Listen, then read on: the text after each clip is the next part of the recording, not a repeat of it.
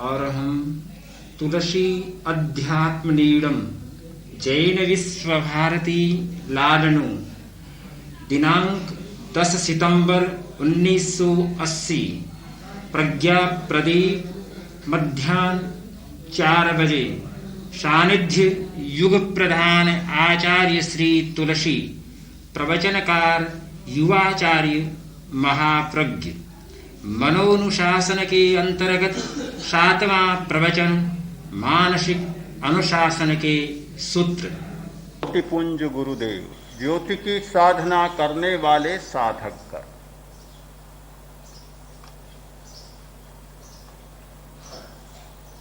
एक भाई आया, मैंने देखा बहुत परेशान, उसके चेहरे से परेशानी टपक रही थी, आंखों में निराशा, उदासी, ऐसा लग रहा था कि प्राण सूखते जा रहे, चिंता से आतुर। मैंने पूछा ऐसी स्थिति क्यों? उसने कहा क्या बताऊं, बहुत परेशान हूं। क्या कोई आर्थिक कठिनाई है? बिल्कुल नहीं, बहुत संपन्न हूं, कोई चिंता नहीं, जितना चाहता हूं उससे ज्यादा मिल जाता है।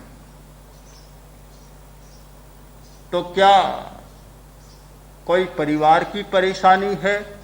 सौभाग्य से वह भी नहीं, सब अच्छे हैं, कोई मेरी आज्ञा को उल्लंघन नहीं करता, नौकर चाकर भी ठीक है, सब कुछ ठीक ठाक है। तो फिर परेशानी क्यों? ये परेशानी कोई बाहर की परेशानी नहीं, ये अपनी ही परेशानी है, ये भीतर की परेशानी है। मन इतना दुर्बल है, इतना बेचैन है कि अकारण सताया जा रहा हूं, पीड़ित हो रहा हूं। कोई नियंत्रण नहीं है मन पर मेरा, कोई बस नहीं है। प्रातःकाल एक बात सोचता हूं, दोपहर में दूसरी बात होती, दोपहर में जो सोचता हूं सांझ को फिर कोई तीसरी बात हो जाती है। मैं नहीं समझ पाया कि ये क्या स्थिति है। सुनता हूं हिंसा बहुत बुरी है, मन करता है कि अब अहिंसक रहूंगा।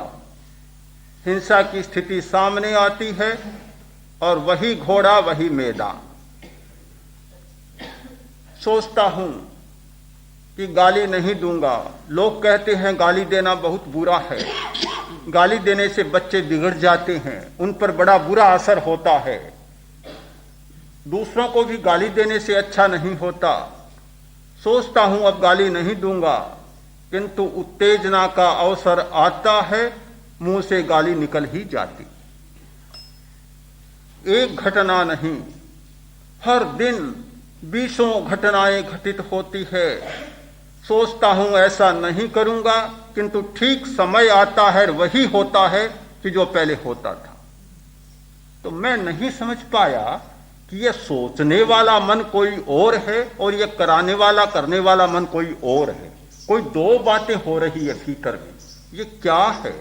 बड़ी परेशानी है और इस समस्या से परेशान हो रहा हूं कि जो सोचता हूं वह हो ही नहीं पाता, उल्टा होता है। मैंने कहा परेशान मत बनो, यह समस्या केवल तुम्हारी समस्या नहीं, ये पूरी मानव जाति की समस्या है, हर मनुष्य की समस्या है और हर प्राणी की समस्या है जिसे मन का विकास प्राप्त है। कोई भी ऐसा दुनिया में व्यक्ति नहीं जो इस दोहरी समस्या का सामना न कर रहा हो, करता है। यह तो ठीक बात, पर क्या मन भी दो है? मन तो दो नहीं, मन तो एक ही है। तो फिर ऐसा क्यों होता है?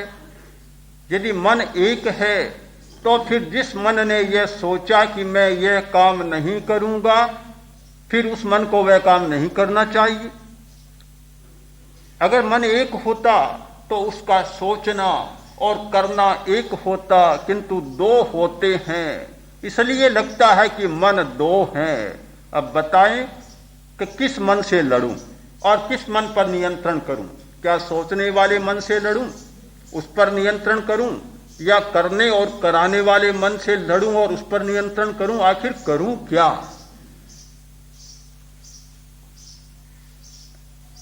आदमी लड़ने की बात सोचता है, नियंत्रण की बात सोचता है, पर बहुत बार ऐसा होता है कि जिस पर नियंत्रण करना चाहते हैं वह तो बस निकलता है, जिस पर नियंत्रण होना चाहिए वह तो बस निकलता है, और जिस पर नियंत्रण नहीं होना चाहिए वह बेचारा फंस जाता है।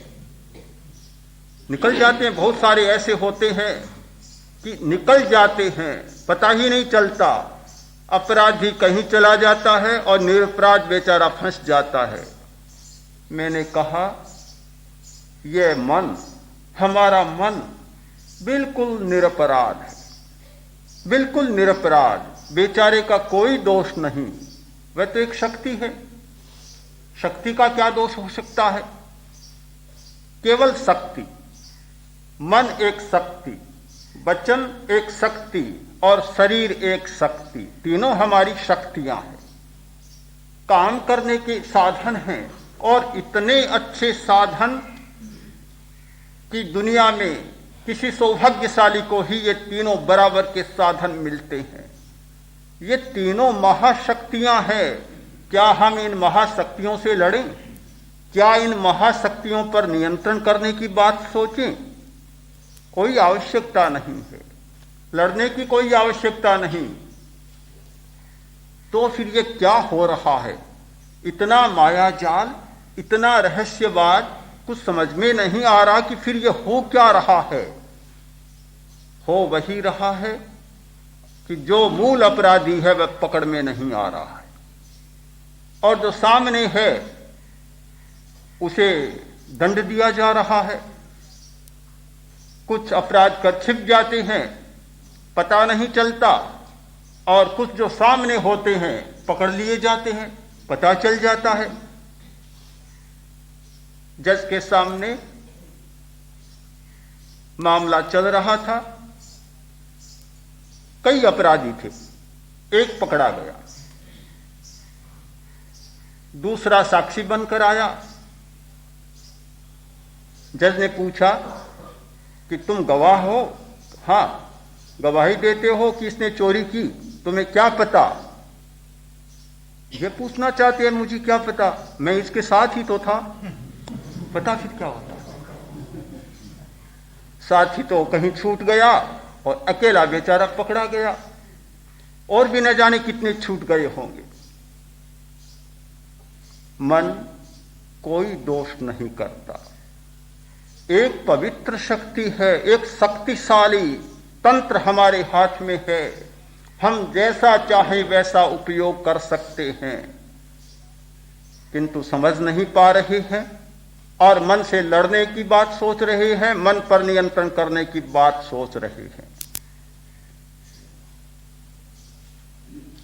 दोष कहीं और है, और जगह है। हमने केवल स्थूल शरीर को समझा है,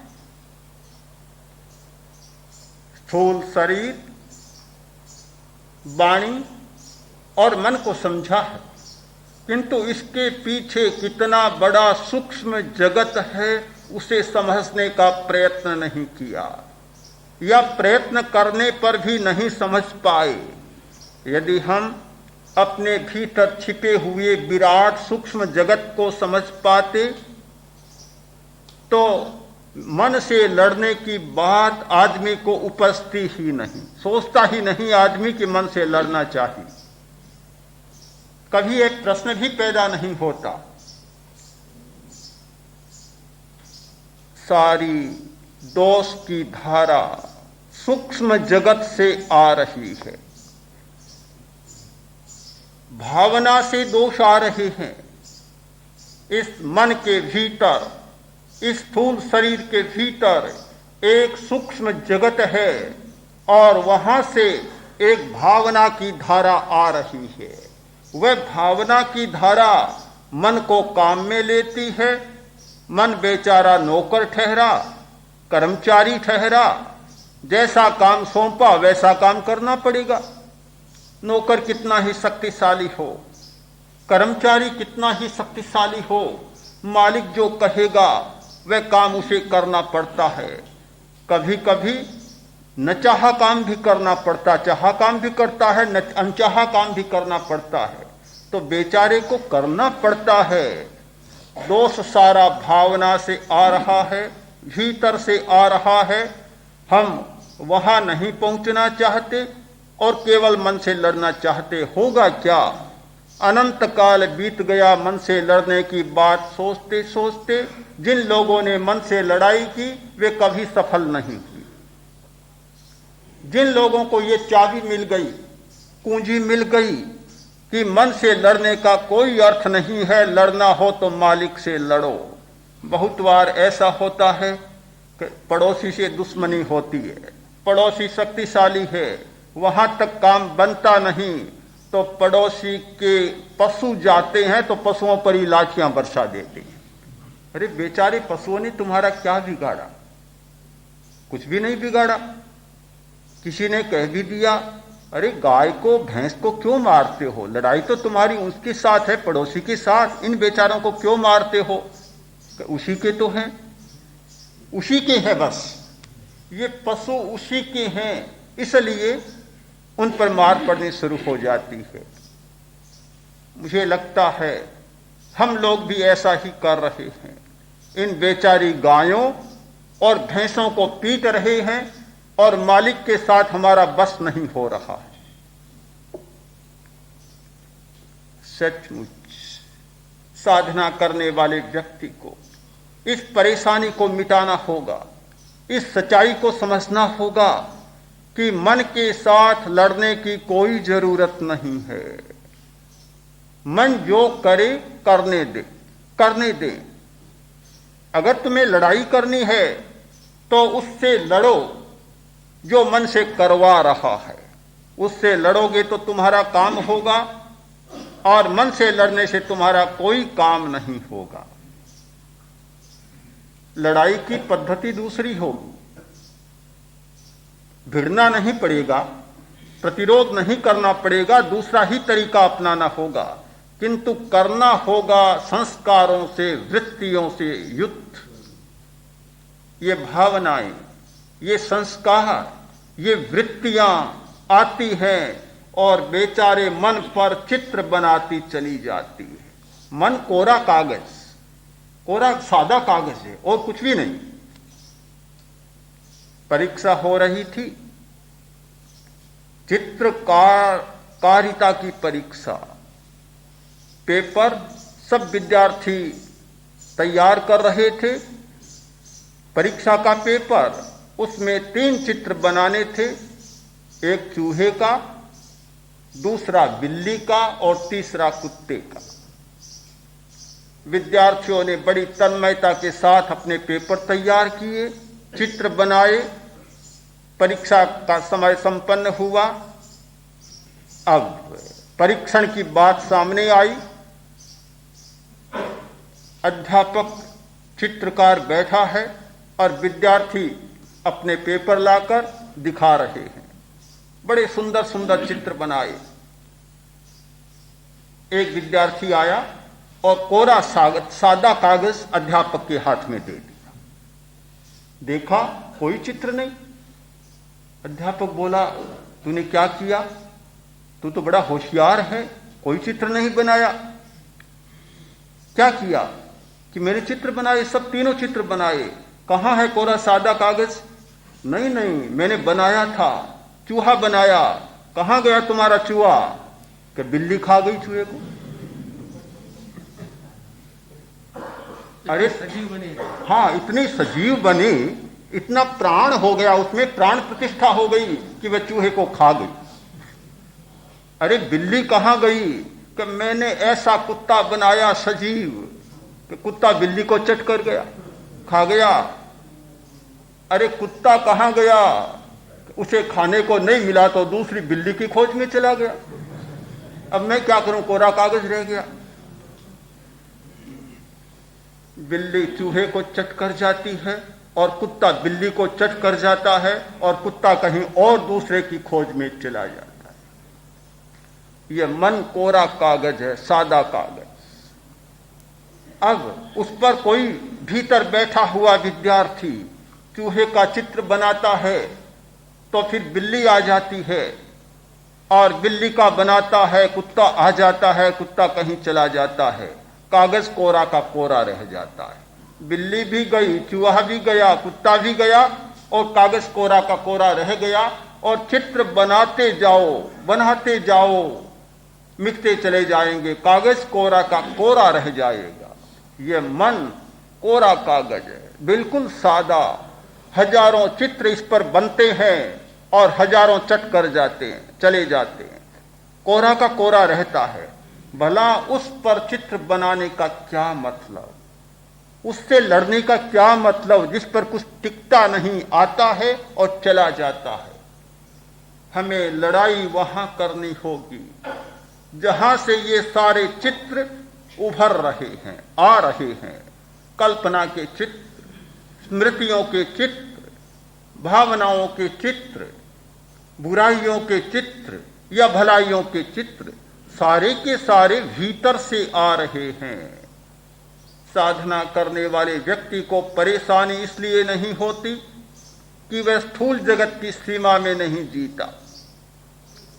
लोग जानना चाहते हैं कि क्या हमारा भी कोई सूक्ष्म जगत है, क्या हमारा कोई सूक्ष्म अस्तित्व है, क्या इस दुनिया से परे भी कोई दुनिया है, क्या मरने के बाद भी कोई दुनिया है, मरने के बाद क्या होगा, इस बात को क्यों सोचते हैं?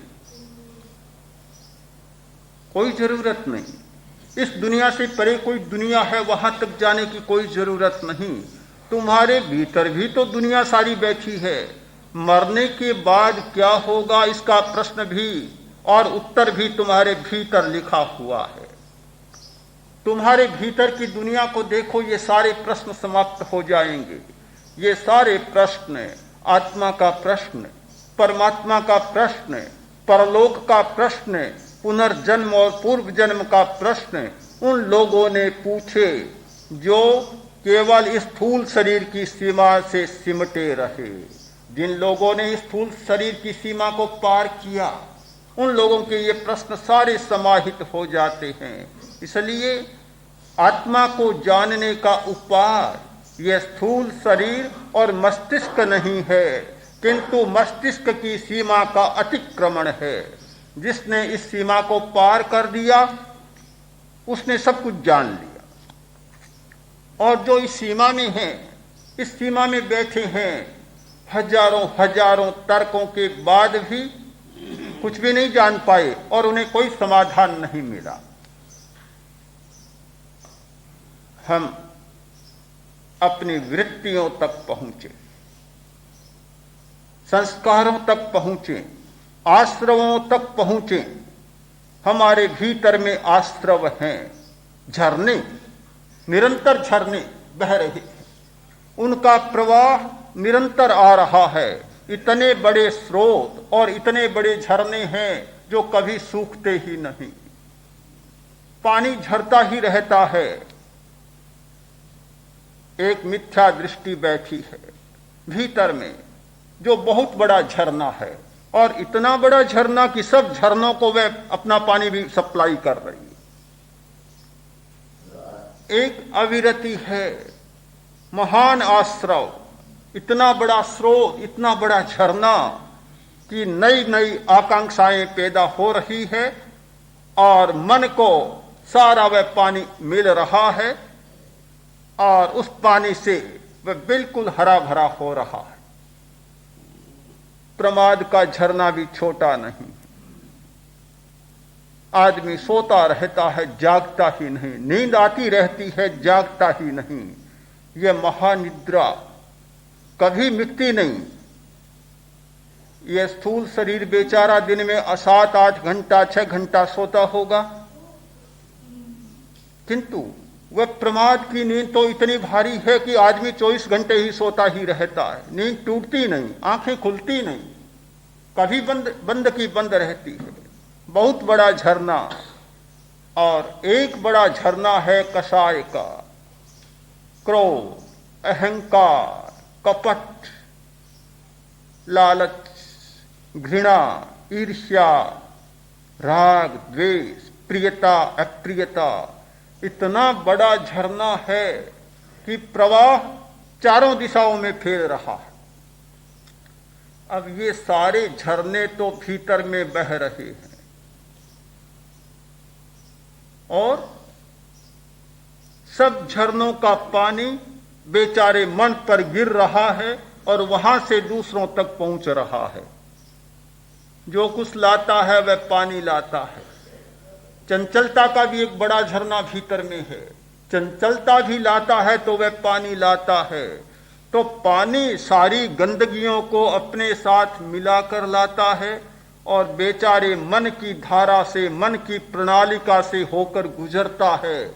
लोगों को वे भीतर के झरने दिखाई नहीं देते, ये मन की नाली दिखाई देती है और लोग सोचते हैं कि ये सारी गंदगी इसमें से आ रही।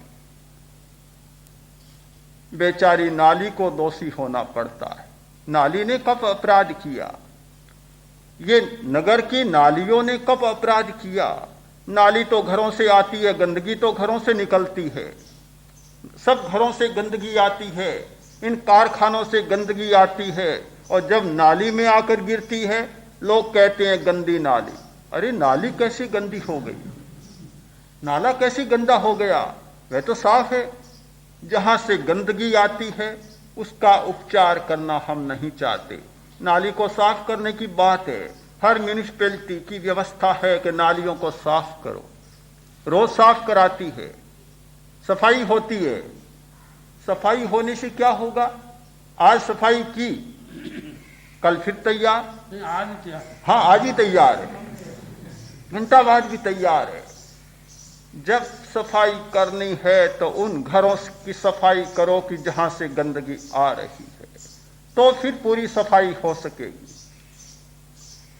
हम लोग हमेशा नाली की सफाई करने की बात सोचते जा रहे हैं और फिर समस्या से परेशान होते जा रहे हैं। इसका कोई उपाय नहीं होगा। आज मन की सफाई करो और 2 घंटा बाद फिर वह तैयार। 2 घंटा तो बहुत बड़ी बात मैं कह गया, 2 मिनट के बाद भी फिर तैयार, क्योंकि भीतर से आ रहा है। बेचारा क्या करे? सफाई करते चले जाएं और पीछे से आता चला जाएगा। यदि हम वास्तव में चाहते हैं कि सफाई हो तो सफाई वहां करें जहां से सारी गंदगी आ रही है। क्या करें, कैसे करें? उन झरनों को बंद करना होगा, स्रोत को बंद करना होगा, आश्रव का संवर्ग करना होगा और करने में हम मन का सहारा ले सकते हैं। मन की शुद्धि हो सकती है, इसका सहारा ले सकते हैं। एक ऐसा उपाय कर सकते हैं। हमारा एक उपाय होगा कि भीतर के झरने सूखें और दूसरा उपाय यह होगा कि मन की नाली को भी बंद कर दें, जिससे कि भीतर से आए उसे स्वीकार न करें, संबंध कट कर दें। ये दोनों उपाय बराबर चलें तो हमारी परेशानी का अंत होगा और उस प्रश्न का उत्तर मिलेगा कि सोचता हूं कुछ और होता है कुछ। दिन में एक बात सोचता हूं, दोपहर को दूसरी बात सोचता हूं, शाम को तीसरी बात सोचता हूं और करता हूं उसे ठीक विपरीत और उल्टी बात। इसका समाधान तब होगा। कैसे करें? पहले बाहर से ही चले। पहले इन नालियों का संबंध ही तोड़ दें, भीतर के झरनों से, घरों से संबंध विच्छेद कर दें, जिससे कि घरों की गंदगी नालियों तक न पहुंचे। उपाय है। दुनिया में कोई बात निरुपाय नहीं। उपाय बतलाया गया है, दृढ़ संकल्प एकाग्र निवेशनाभ्याम मनः शुद्धि।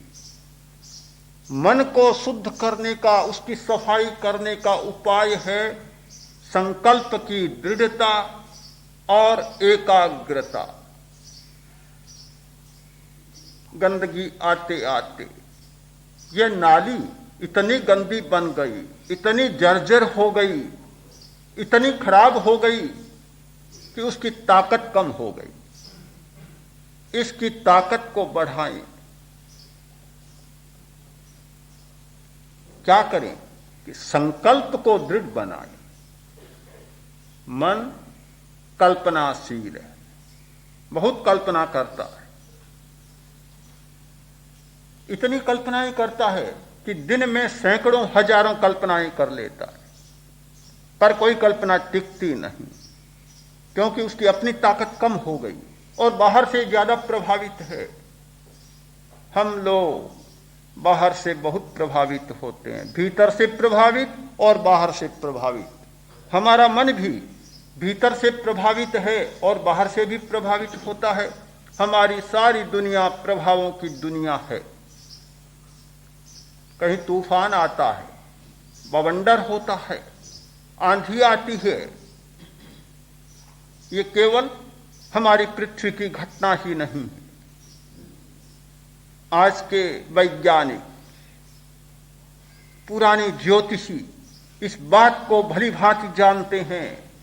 खगोल शास्त्री, आकाशीय पिंडों का अध्ययन करने वाले मर्मवेत्ता इस सच्चाई को जानते हैं कि दूसरे ग्रहों में घटना घटती है, हमारी पृथ्वी पर आंधियां, भयंकर आंधियां, भयंकर तूफान और भयंकर बवंडर आ जाते।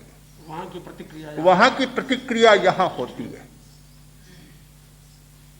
अकाल होता है, अवृष्टि, अतिवृष्टि, ये भी केवल पृथ्वी की घटनाएं नहीं होती, इनके साथ भी आकाशीय घटनाएं जुड़ी होती है।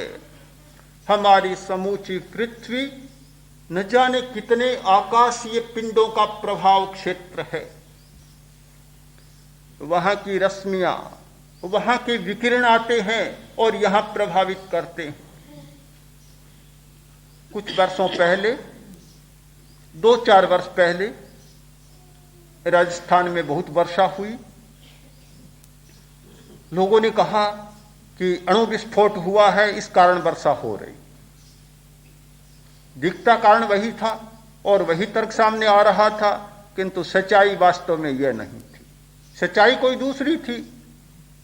सच्चाई यह थी कि सूर्य की कुछ विशिष्ट स्थिति के कारण अतिवृष्टि हो रही थी, ज्यादा वर्षा हो रही थी। गत वर्ष तो नहीं हुई, अणु विस्फोट कहां चला गया? अगले वर्ष हो सकती है, इस वर्ष भी बहुत स्थानों में है। कैसे हुआ? ये केवल पृथ्वी का ही प्रभाव नहीं होता। ये हमारी पृथ्वी चुंबकीय तत्वों से जुड़ी हुई है, आकाश के चुंबकीय तत्वों से जुड़ी हुई है। हमारा मन भी आकाशीय और पृथ्वी के चुंबकों से जुड़ा हुआ है। न जाने कितने चुंबक खींच रहे हैं और कितने आकर्षण इसमें आ रहे हैं। डॉक्टर लाइवेर ने अध्ययन किया कि मनुष्य पर, मनुष्य के मन पर चंद्रमा का क्या प्रभाव होता है। ज्योतिष को जानने वाला इस बात को जानता है कि मन की स्थिति चंद्रमा से देखी जाएगी। किसी व्यक्ति की कुंडली सामने आती है, उसके मन की स्थिति को जानना है तो चंद्रमा पर ध्यान देना होगा कि चंद्रमा कैसा है।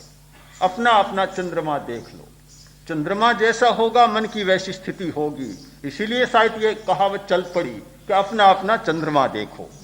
मन की बात करते हो, पहले अपना चंद्रमा तो देखो। दूज का चांद और पूनम का चांद आदमी को बहुत प्रभावित करता है। बड़े निष्कर्ष निकाले हैं उस व्यक्ति ने। और उन निष्कर्षों के आधार पर यह सारी बात समझ में आती है अष्टमी के उपवास की प्रथा क्यों चली, चतुर्दशी और अमावस्या को बेला करने की प्रथा क्यों चली, चतुर्दशी और पूर्णिमा को उपवास और पौषध करने की परंपरा क्यों चली। इनकी व्याख्या आज हमारे पास कोई नहीं है, किंतु डॉक्टर लेइवर के सिद्धांत की हम तुलना करें, अध्ययन करें, तो ठीक इस बात की व्याख्या कर सकते हैं कि ये दिन चंद्रमा के लिए भी तूफान पैदा करने वाले होते हैं, समुद्र में ज्वार आता है और हमारे मन में भी तूफान पैदा करने वाले होते हैं। यदि उन दिनों में उपवास होता है, औषध होता है, धर्म की जागरिका होती है, धम्म जागरियाय जागरमाणीय, धर्म की जागरिका में व्यक्ति जागृत होता है, तो वे तूफान चले जाते हैं और मन शांत रह जाता है। तो हमारा मन बाहर की स्थितियों से कितना प्रभावित होता है, न केवल चंद्रमा से, और भी कितनी घटनाओं से प्रभावित होता है। बाहर के व्यक्तियों से भी प्रभावित होता है। किसी ने गाली दी, तत्काल प्रभाव हो जाएगा। किसी ने प्रशंसा की, तत्काल प्रभाव हो जाएगा। मन इतना ग्रहणशील है कि बाहर की हर घटना को लेता है और उससे प्रभावित हो जाता है, उसके रंग में रंग जाता है। यह तो बाहर के प्रभाव की बात है। भीतर में भी न जाने कितना भरा है, बहुत भरा है प्रभाव। पिता ने कहा, बेटा बाजार में जाओ और भूसा ले आओ। बोला, पिताजी बाजार में जाने की क्या जरूरत है? अरे कहां से आएगा? कि मेरे मास्टर ने तो आज ही मुझसे कहा था कि तुम्हारे दिमाग में बहुत भूसा भरा है, तो उसी को काम में ले ले, फिर बाहर जाने की क्या जरूरत? ये तो बाहर के प्रभाव की बात है, भीतर में भी न जाने कितना प्रभाव भरा है, अंत ही नहीं है, अनंत प्रभाव भरा है। इतने प्रभावित करने वाले वे सारे झरने इतनी तेज गति से बह रहे हैं कि इस मन को प्रभावित कर रहे हैं। बाहर से निपटना और भीतर से निपटना, और दोनों के बीच में मन को साफ और स्वच्छ बनाना बहुत टेढ़ी समस्या है। साधक को इस दोहरी समस्या का सामना करना पड़ेगा, और जब मन की परेशानी को दूर करना है तो करना ही पड़ेगा, और कोई उपाय नहीं है। आचार्य श्री ने 2 उपाय बतलाए। पहला उपाय है कि संकल्प शक्ति को मजबूत करो, दृढ़ बनाओ। ऐसा नहीं कि 2 मिनट पहले एक कल्पना की और 2 मिनट बाद दूसरी कल्पना, 4 मिनट बाद तीसरी कल्पना, फिर चौथी कल्पना, कल्पना ही कल्पना करते चले जाओ, कभी अंत नहीं होगा। कल्पना को संकल्प में बदल दो, कल्पना संकल्प बन जाए, जो कल्पना की इतनी शक्तिशाली बन जाए कि फिर यह कवच बन जाए, वज्र पंजर बन जाए। चाहे बाहर का प्रभाव आए और चाहे भीतर का प्रभाव आए, दोनों टकरा कर चले जाए, भीतर न घुस सके। यह संकल्प शक्ति का कवच जब सुदृढ़ बन जाएगा, यह वज्र पंजर बन जाएगा, बाहर की शक्तियों का, भीतरी शक्तियों का कितना ही आक्रमण हो, कोई भीतर में प्रवेश नहीं पा सकेगा। फिर प्रश्न, कैसे करें, दृढ़ कैसे करें? यह तो अच्छी बात है कि संकल्प को मजबूत बना लें, पर कैसे बनाएं? तो उसका उत्तर है एकाग्रता का अभ्यास कर। एकाग्रता का अभ्यास, जैसे जैसे एकाग्रता की शक्ति बढ़ेगी, संकल्प शक्ति दृढ़ होती चली जाएगी। श्वास प्रेक्षा एकाग्रता का अभ्यास है। जिसने श्वास को देखना शुरू किया, उसने मन की शुद्धि का क्रम शुरू कर दिया, बिल्कुल शुरू हो गया। हम लड़ना नहीं जानते, लड़ना नहीं चाहते, हमारी लड़ने की पद्धति दूसरी है। मन में विकल्प आया, चंचलता आई, अशुद्धि आई, बुरा विचार आया, आता है, हर व्यक्ति के आता है। दुनिया का कोई व्यक्ति ऐसा नहीं, कोई साधक ऐसा नहीं कि जिसके मन में बुरे विचार न आए। जिसके मन में बुरी कल्पना न आए, कोई ऐसा नहीं हो सकता। अब बुरा विचार आया, या तो आप निराश हो गए, इतना प्रयत्न किया, क्या करूं, कुछ होना जाना नहीं, विचार तो वैसे ही आ रहे हैं, ये छोड़ो धंधा, ये ध्यान को दो तिलांजलि, प्रज्ञा प्रदीप में रहने दो, हमारे लिए कोई काम की बात नहीं है। इतना अभ्यास किया, 8 दिन हो गए, 7 दिन हो गए, और विचार तो वैसे ही आ रहे हैं। कोई पुराना साधक है, 1 वर्ष हो गया ध्यान करते करते, अभी भी बुरे विचार आ रहे हैं।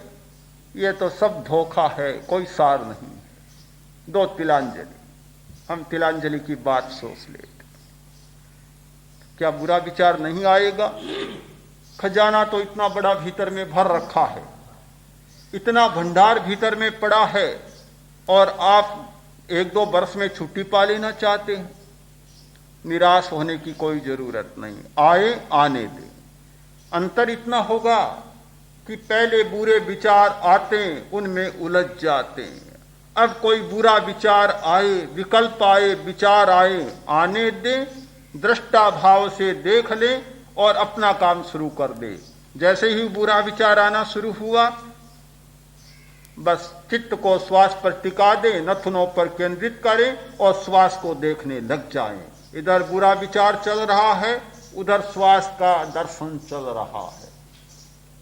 प्रारंभ में होगा कि बुरा विचार शक्तिशाली होगा और श्वास को देखने की बात कमजोर होगी। आप ध्यान न दें, शक्तिशाली है तो हैं, आए तो आने दें, आने दें, खूब मजे से आने दें, रोकने का प्रयत्न न करें, लड़े नहीं। इन राक्षसों से लड़ने से आपकी शक्ति क्षीण होगी। इन राक्षसों को, प्रेतों को आने दें, आने दें, खुलकर आने दें। आप अपना काम करते चले जाएं। एक दिन ऐसा आएगा, और बहुत दूर नहीं, 1-2 वर्ष के तीव्र अभ्यास से ऐसा क्षण आएगा कि आने वाले विकल्प, आने वाले बुरे विचार बेचारे कमजोर होते जा रहे हैं, और आपका श्वास दर्शन शक्तिशाली होता जा रहा है। वे मरते जा रहे हैं और यह जीवित होता चला जा रहा है। हम प्रक्रिया को समझें। अगर ठीक प्रक्रिया को नहीं समझा तो ध्यान के प्रति भी हमारा आकर्षण नहीं रहेगा।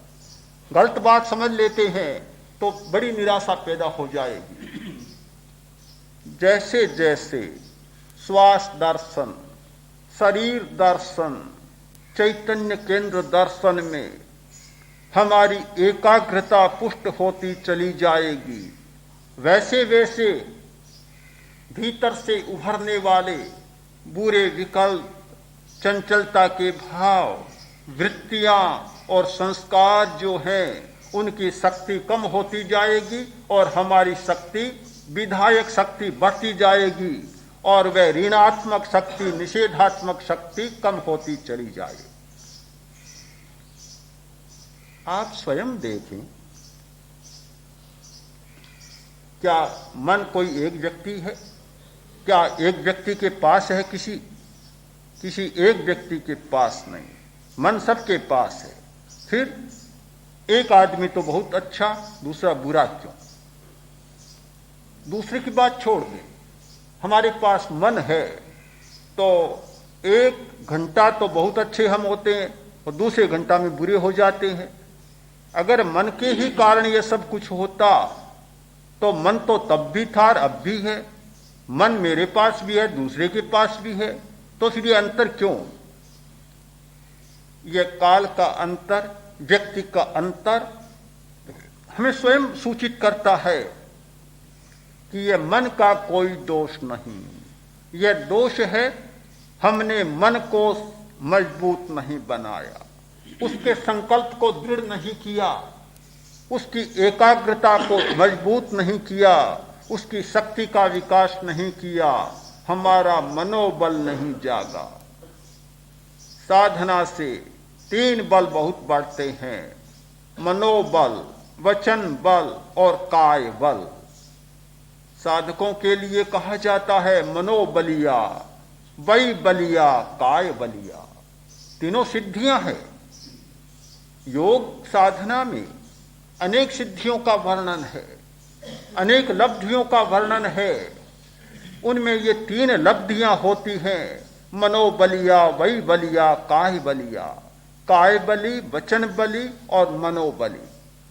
मन का बल जैसे जैसे बढ़ता जाता है, शक्ति विकसित होती चली जाती है, फिर बाहर के प्रभाव अपने आप कम हो जाते हैं। आदतों को बदलना, नई आदतों का निर्माण करना, पुरानी आस्थाओं को बदलना, नई आस्थाओं का निर्माण करना, पुराने संस्कारों को तोड़ना, नए संस्कारों का निर्माण करना, ये सारे काम संभव हो सकते हैं संकल्प शक्ति का विकास और एकाग्रता का विकास होने पर। जैसे जैसे एकाग्रता बढ़ती है वैसे वैसे संकल्प शक्ति बढ़ती है, और जैसे जैसे संकल्प शक्ति बढ़ती है मन की ताकत बढ़ती चली जाती है। फिर मन इतना सुरक्षित होकर बैठ जाता है कि बाहर से कोई दरवाजा खटखटाता है तो ध्यान देने की जरूरत नहीं, चाहे चोर आए डकैत आए, वह निश्चिंत है कि इतना वज्र का किवाड़ है कि किसी में तोड़ने की ताकत नहीं है। और भीतर से भी कोई दरवाजा खटखटाता है तो मन कह सकता है नमस्कार, बस बहुत हो गया, अब आप कृपा करें, अब अपने पानी को और कहीं से बहाएं, न इधर आने दें न उधर आने दें, बाहर से बहाएं, अब मैं आपके पानी को स्वीकार करने की तैयारी में नहीं हूं। दोनों ओर से नमस्कार कर लेता, हाथ जोड़ लेता है और फिर अपना काम करने लग जाता। प्रश्न है, कल से संबंधित प्रश्न है, यदि शब्द नहीं होते तो हमारा संसार छोटा होता और शक्ति बहुत कम होती। तो इतने शब्द हमारे सामने हैं कि हम शब्दों में उलझ गए। दोनों बातें ठीक है कि शब्द नहीं होते तो हमारा संबंध स्थापित नहीं होता, और शब्दों में उलझ जाते हैं तो उलझन पैदा होती है। इसलिए शब्दों का उपयोग भी करना है और उनमें उलझना नहीं है। इसीलिए तो ध्यान कर रही हैं कि शब्दातीत स्थिति का भी अनुभव करें, शब्दों का उपयोग करें काम चलाने के लिए, और जहाँ काम बढ़ता हो वहाँ शब्दातीत स्थिति का अनुभव करें। दोनों बातों को साथ लेकर चलें। हाँ ठीक। प्रश्न है कि कई व्यक्ति जन्म से ही भोले, विक्षिप्त, पागल जैसे होते हैं, तो उनकी यहाँ भी कैसी स्थिति, और प्रश्न पूछा गया कि आगे क्या स्थिति होती है। आगे की बात तो छोड़ दें, पहले यहाँ की स्थिति भी निपटें। यहाँ की स्थिति भी बड़ी जटिल होती है। जो नासमझ हैं वह भी एक प्रकार का पागलपन ही है, पर पूरी सीमा में नहीं है, इसलिए नासमझ ही कह देते हैं। पहले दर्जे का पागलपन है, और विकसित पागलपन है तो उसको हम पागलपन मान लेते हैं। मनुष्य ने हमेशा उपचार किया है, चिकित्सा की है। पागलपन की भी चिकित्सा है, मन को ठीक करने की भी चिकित्सा है, मस्तिष्क को ठीक करने की चिकित्सा है। दवाइयों से भी चिकित्सा होती है, बिजली के शौक से भी चिकित्सा होती है, और भी अनेक पद्धतियां हैं, और उनके द्वारा उसे ठीक किया जाता है। बहुत सारे लोग पागल होते हैं, ठीक हो जाते हैं। जो ठीक नहीं भी होते तो उनका ये लोक भी पूरा ठीक नहीं होता। परलोक की बात तो हम छोड़ दें, कैसा होगा। तो मूल बात इतनी ही है कि यह पागलपन भी मस्तिष्क की विकृति के कारण होता है, और ठीक उपाय मिल जाए तो मस्तिष्क को ठीक भी किया जा सकता है, ये लोग भी उसका सुधर सकता है। तो उसमें आध्यात्मिक चिकित्सा का, ध्यान चिकित्सा का भी एक योग बनता है। इसका भी अगर कोई ठीक उपयोग किया जाए तो जैसे बिजली के शॉक या औषधियों के द्वारा जो उपचार होता है, इस पद्धति के द्वारा भी कोई उपचार संभव बन सकता है।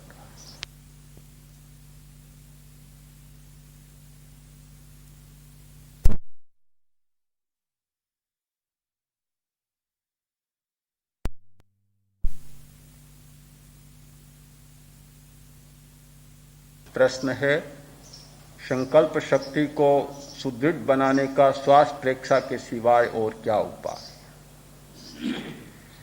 श्वास प्रेक्षा तो एक प्रारंभ बिंदु, उपाय बहुत हैं, हजारों उपाय।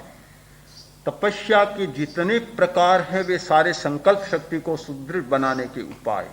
किसी व्यक्ति ने उपवास किया, उपवास संकल्प शक्ति को विकसित करने का उपाय। हम जानते नहीं, कर लेते, पर कितना बड़ा उपाय है कि 24 घंटे खाऊंगा नहीं या पानी नहीं पीऊंगा, संकल्प ले लिया, बहुत बड़ा संकल्प है।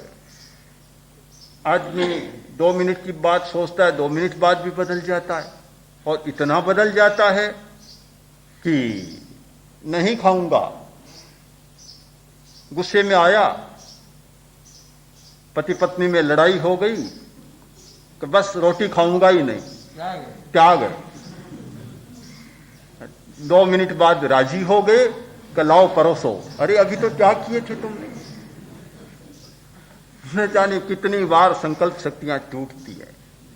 24 घंटा तक नहीं खाऊंगा त्याग ले लिया, नहीं खाता है, क्या संकल्प शक्ति का प्रयोग नहीं है? आतापना लेना, 1 घंटा सूर्य के ताप में बैठूंगा, सर्दी को सहन करूंगा।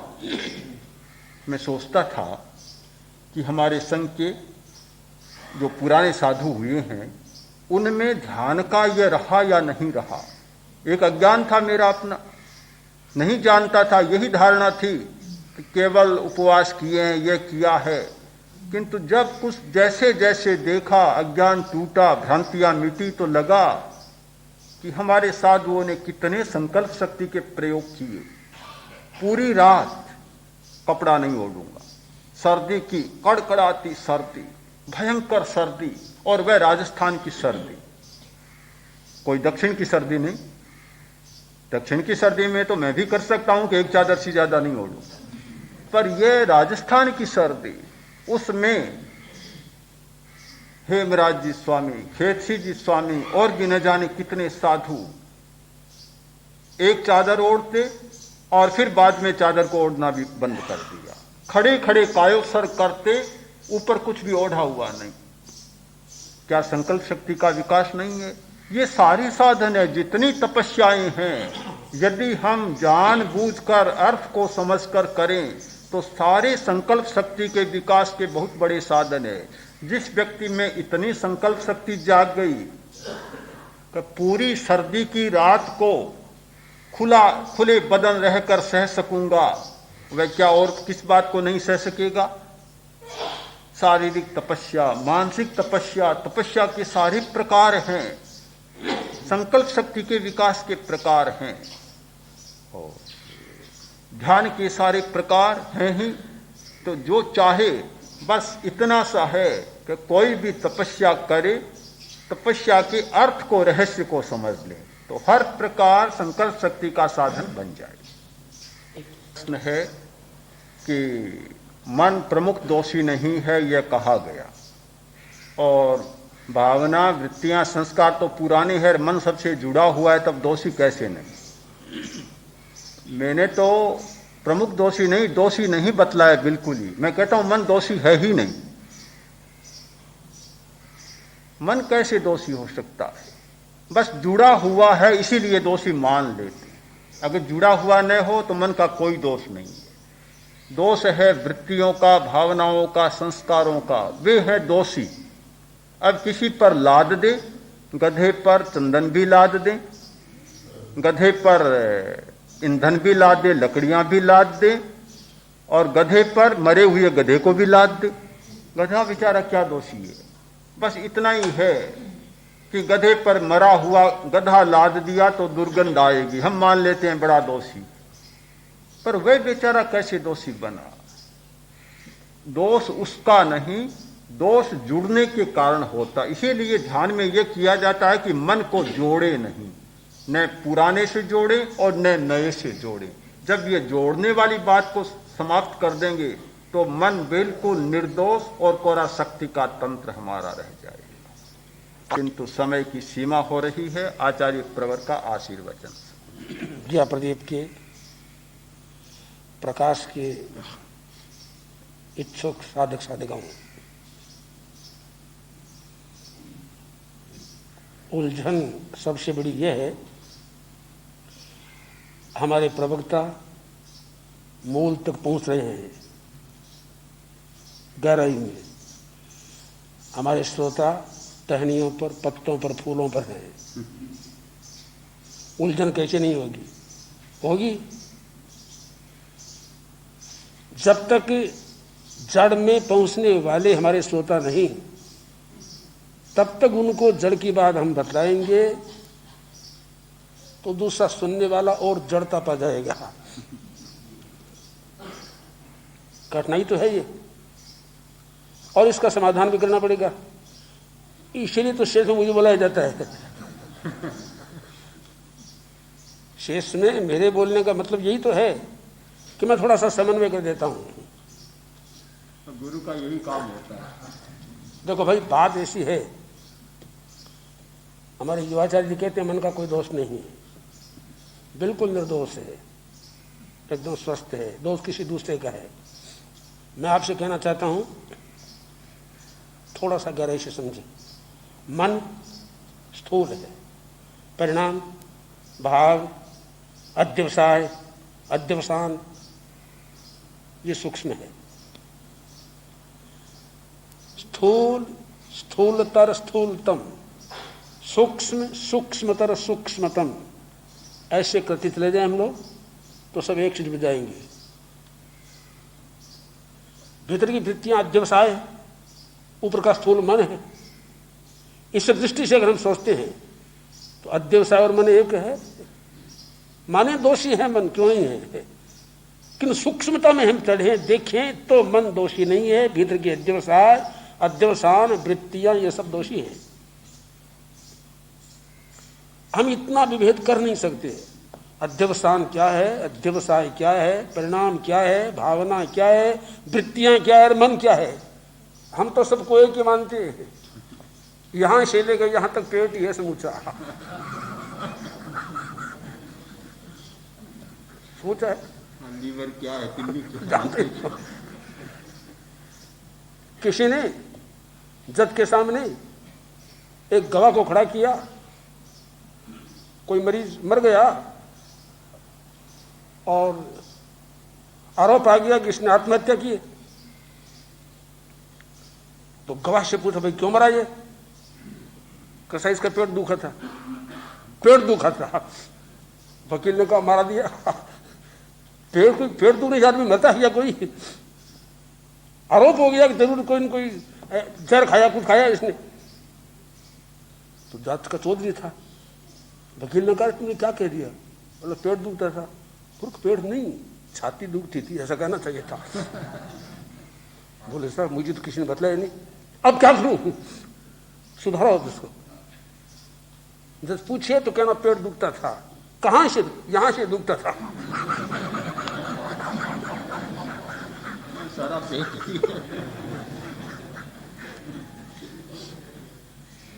बोलो ये पेट होता है क्या?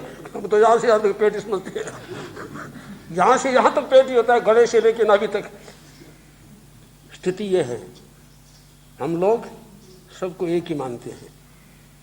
वैसी हालत में हमको भी वैसी भाषा को काम में लेना होगा, अन्यथा उलझन घड़ी हो जाएगी।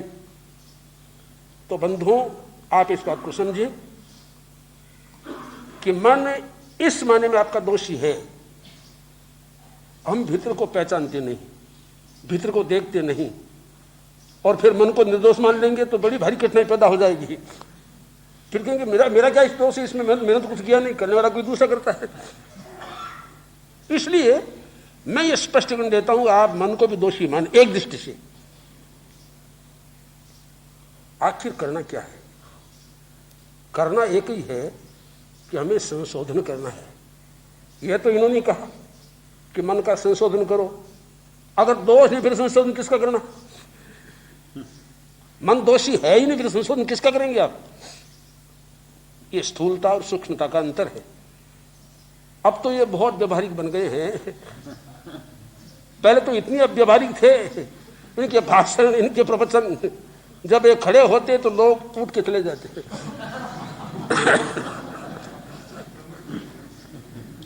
बोले तो दार्शनिक महाराज बोलेंगे, हमारे पढ़ने का कुछ है नहीं।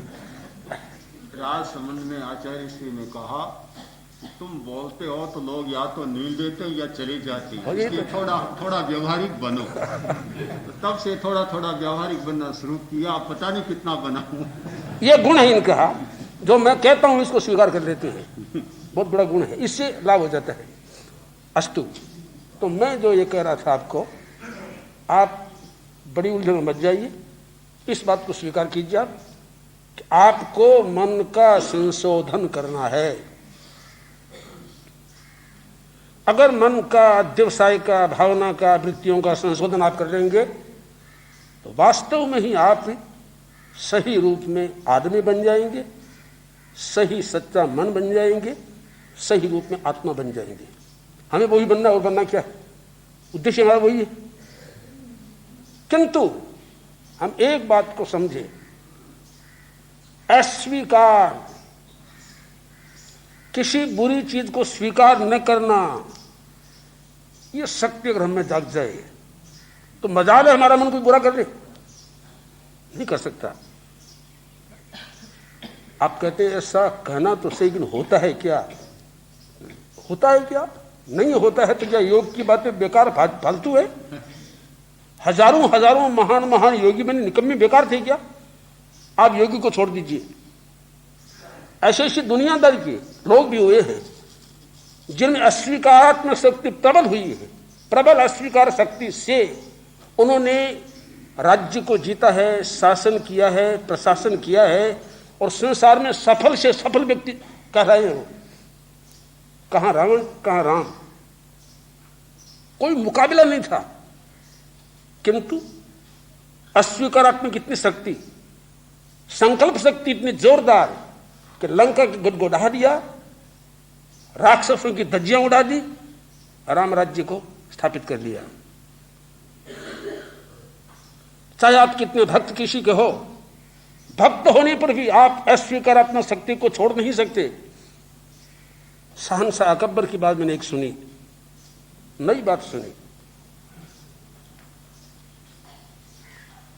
कहते हैं कि वो अपनी माता का बड़ा भक्त था। कोई जरूरी है कि आप ही माता के भक्त हो और दूसरा नहीं हो सकता।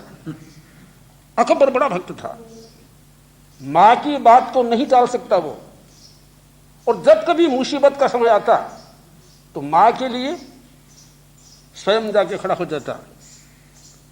कहते आगरा से लाहौर जाने का प्रसंग आया, रास्ते में नदी आ गई, मां साथ में थी, पैदल चलने की स्थिति नहीं, तो मां को पालकी में बैठाया। उस पालकी को उठाने वाला अकबर एक खुद था। अकबर शहंशाह मां की पालकी को उठाने वाले सैनिकों के साथ था। इससे आप कल्पना कीजिए कितना मातृ भक्त था वो। मां की बात ब्रह्म वाक्य था उसके लिए। किंतु ऐसा प्रसंग भी आया कि मां की बात को उसने अस्वीकार कर दिया। क्या प्रसंग आया ऐसा? कहते हैं कि मुगलों की एक जिहाज समुद्र में गई और पुर्तगालियों ने उसको गिरफ्त कर लिया, जिहाज को संभाला लिया। उसके अंदर एक कुरान शरीफ की बहुत बढ़िया प्रति थी, आदर्श था।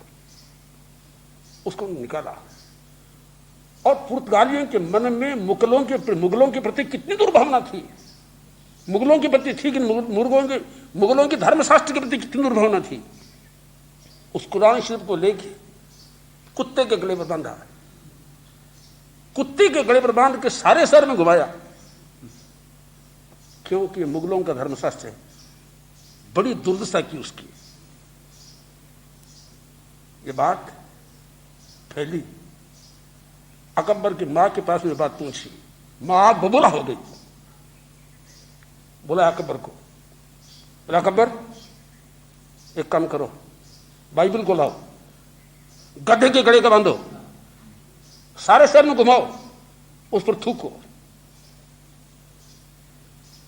अकबर ने कहा मां, कांटे से कांटा निकालना यह तो मैं समझ सकता हूं, कांटे से कांटा निकाला इतना समझ सकता हूं, किंतु जुल्म से जुल्म का उपचार करना यह मैं नहीं समझता।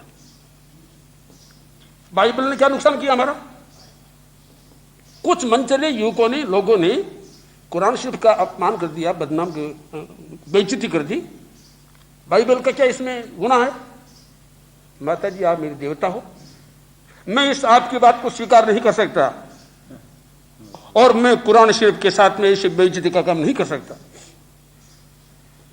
अकबर ने ये शक्ति किसने सिखाई? युवाचार्य जी ने सिखाई। स्वयं शक्ति आई उसमें कि मैं किसी भी गलत बात को अस्वीकार कर सकता हूं। तभी इतना बड़ा शासन। बात क्या है? अस्वीकार करने की शक्ति बड़ी जबरदस्त है, होना चाहिए, बहुत जरूरी है। हमारे भिक्षु स्वामी आप जानते हो, गुरु के कितने भक्त थे? रघुनाथ जी महाराज गुरु जी इतने भक्त थे उनके, और उनका तारतम्य था, पूरा तारतम्य।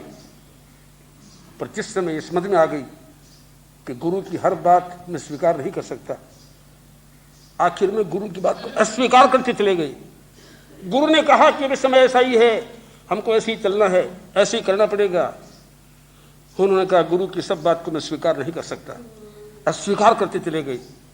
उस अस्वीकार का परिणाम है तेरा पंथ का प्रादुर्भाव हुआ, और आज हम प्रज्ञा प्रदीप में तेरा पंथ की गूंज कर रहे हैं। नहीं, आत्मा की आवाज की गूंज कर रहे हैं। यह अस्वीकार की शक्ति का बात है। मैं मेरी बात कहूं, आप प्रशस्ति मत समझिए।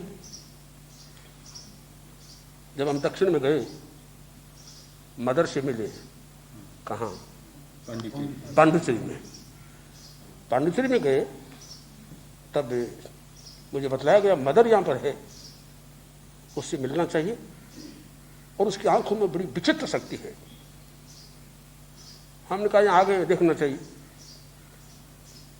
उन्होंने काफी आग्रह किया। वो नवजात जी ने हम गए वहां पर, मदर के पास में गए। वो अपनी स्थिति में थी, हम गए। 15 मिनट हम खड़े रहे। हमने बहुत बातें की। बातें कैसी की? ना मैं एक शब्द बोला, ना वो एक शब्द बोली। मूक बातें हमारी हुई, बिल्कुल मूक बातें हुई।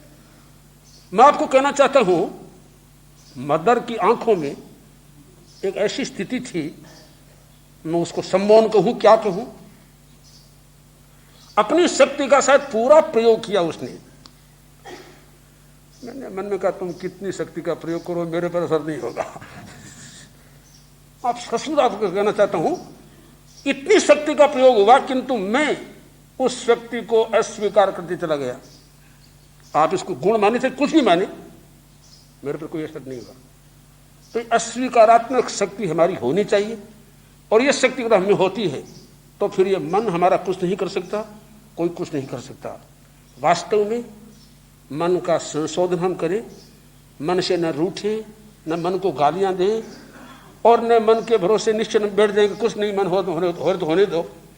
मन का संशोधन करें, संकल्प शक्ति को बढ़ाएं, अस्वीकारात्मक शक्ति को हम स्वीकार करें, तो वास्तव में ही हमारा मन बहुत प्रबुद्ध हो जाएगा, और हमें बहुत अच्छे रास्ते, अच्छे पथ के पथिक बन जाएंगे।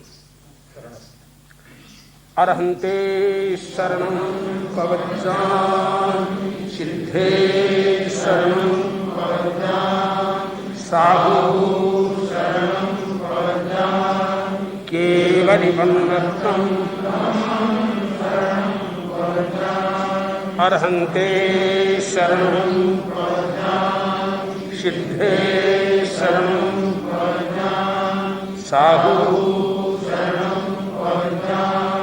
केवलिवन्नतं